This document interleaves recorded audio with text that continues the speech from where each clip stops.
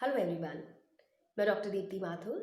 I am a neuro physiotherapist and जिस तरह के पेशेंट्स हम रोज डील करते हैं उनको जनरली प्रॉब्लम्स रहती हैं कि पेन है किसी मसल में या किसी जॉइंट में, जॉइंट की रेंज प्रॉपर नहीं है, स्ट्रेंथ अच्छी नहीं है मसल की, या फ्लेक्सिबिलिटी के इश्यूज रहते हैं।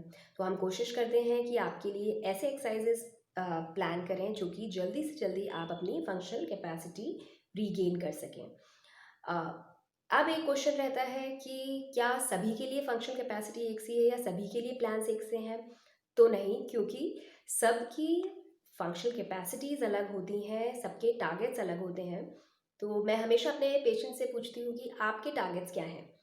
क्यों? क्योंकि अगर कोई ओल्ड लेडी है, हाउसवाइफ हैं वो, तो उनका मेन काम है कि वो अपने काम कर लें या घर में कुछ कुकिंग कर लें, और अपना डेली एक्टिविटीज़ के घर के ही कुछ काम होते हैं। ऐसा मेनली उनके कोई टारगेट्स नहीं है फिज़िकल जिसके लिए उनको बहुत ज़्यादा ट्रेनिंग की ज़रूरत हो। तो उनकी फंक्शनल जो टारगेट्स हैं वो अलग हैं। वैसे ही अगर कोई स्पोर्ट्समैन आता है किसी इंजरी के बाद और उसका अगर हम रिहैबिलिटेशन कर रहे हैं तो उसके टारगेट्स अलग हैं, क्योंकि वो किसी स्पोर्ट्स इवेंट के लिए अपनी रिहैबिलिटेशन की कोशिश कर रहे हैं। एंड उनके लिए सबसे इम्पॉर्टेंट ये रहता है कि एक पर्टिकुलर इवेंट में उन्हें पार्टिसिपेट करना है, तो उन्हें वो फिज़िकल स्टैंडर्ड्स मेंटेन करने हैं।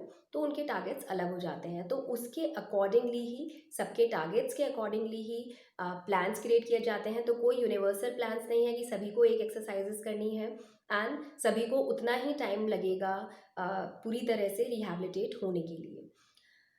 कुछ लोगों को ये भी डाउट रहता है या मन में ये संशय रहता है कि वो सोचते हैं कि पहले कोई भी इंजरी हुई है या कोई भी कंडीशन है, पहले पेन कम होने देते हैं या हीलिंग होने देते हैं, एंड जब ये हो जाएगी तब 6 महीने या साल भर बाद जाके हम फिजियोथेरेपी स्टार्ट करेंगे, तब हम एक्सरसाइजेस करेंगे।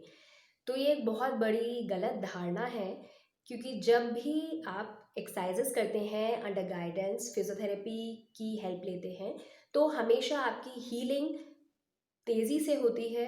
आपकी फंक्शनल जो कैपेसिटीज़ हैं वो जल्दी होती इम्प्रूव होती हैं, जल्दी आप उन्हें गेन कर पाते हैं। एंड आपकी जो भी जॉइंट है और जो मसल की स्ट्रेंथ है या रेंज है वो आप जल्दी से जल्दी गेन कर पाते हैं।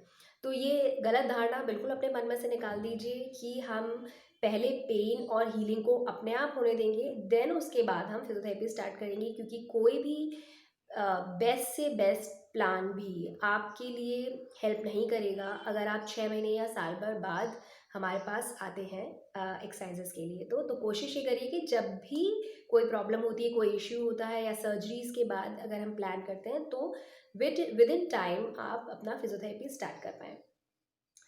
अब बात करते हैं जो आज का हमारा टॉपिक है कि pre operative and post operative conditions में, मतलब किसी सर्जरी से पहले और सर्जरी के बाद फिजियोथेरेपी का क्या रोल है, कब शुरू करनी चाहिए और कैसे हम इसको कर सकते हैं।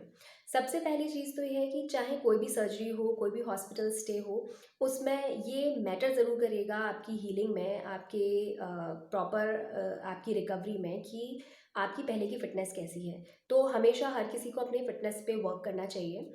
सेकेंडली, अगर हम कोई प्लान्ड सर्जरी कर रहे हैं, मान लीजिए जॉइंट रिप्लेसमेंट सर्जरीज़ होती हैं या एब्डोमिनल सर्जरीज़ हैं या कार्डियक सर्जरीज़ हैं, तो वो प्लान्ड सर्जरीज़ हैं। हम सोच समझ के कि इस समय हम इसको सर्जरी के लिए प्लान कर रहे हैं, तो हमेशा उससे पहले भी आपको इन जनरल एक्सरसाइजेस करनी चाहिए अंडर गाइडेंस, एंड एक स्पेसिफिक एरिया का, स्पेसिफिक जॉइंट का, स्पेसिफिक मसल्स का एक्सरसाइजेस आपको डेफिनेटली करनी चाहिए। उससे फ़ायदा क्या है? सबसे पहले आपकी हीलिंग बढ़ जाती है, बहुत जल्दी होती है।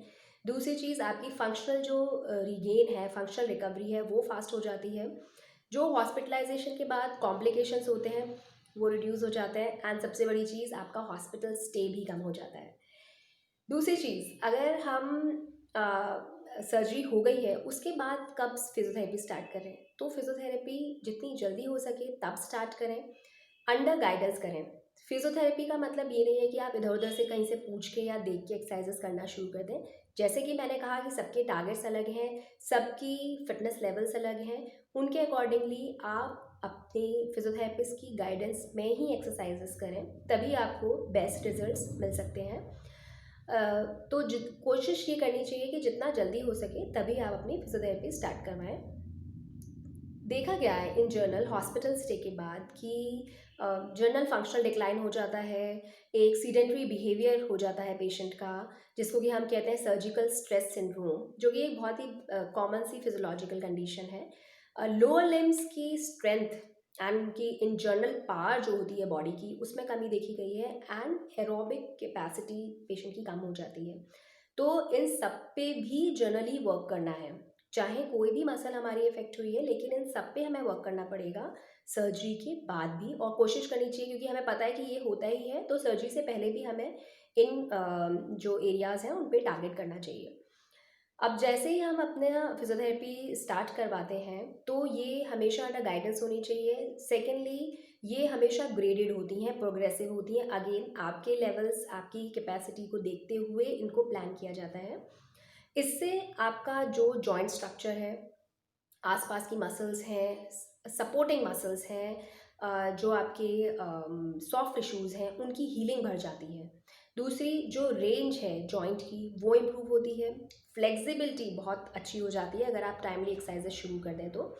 And definitely in long term strength improve होती है, और ये फ़ायदे आपको दिखते हैं लॉन्ग टर्म में जाके। उस समय जो आपकी इम्प्रूवमेंट है वो तो आपको अच्छा लग ही रहा होता है, लेकिन लॉन्ग टर्म में जाके जब आपको पोस्ट सर्जरी के बाद कोई इस तरह के कॉम्प्लिकेशंस नहीं होते कि स्ट्रेंथ कम हो गई, या आप अगर आपने एक्सरसाइजेज नहीं की तो आप कई बार गलत मसल यूज़ करने लग जाते हैं, ट्रिक मूवमेंट्स करने लग जाते हैं, तो अननेसेसरी लोडिंग होने लगती है दूसरे जॉइंट्स पे। तो उससे क्या होता है, डिजेनरेशन दूसरे जॉइंट्स का शुरू हो जाता है, दूसरे मसल्स में किसी में लेंथनिंग, किसी में शॉर्टनिंग शुरू हो जाती है, जो कि एक बहुत बड़ा कारण बनते हैं सर्जरी के बाद किसी और ग्रुप ऑफ मसल में पेन या डिजेनरेशन का।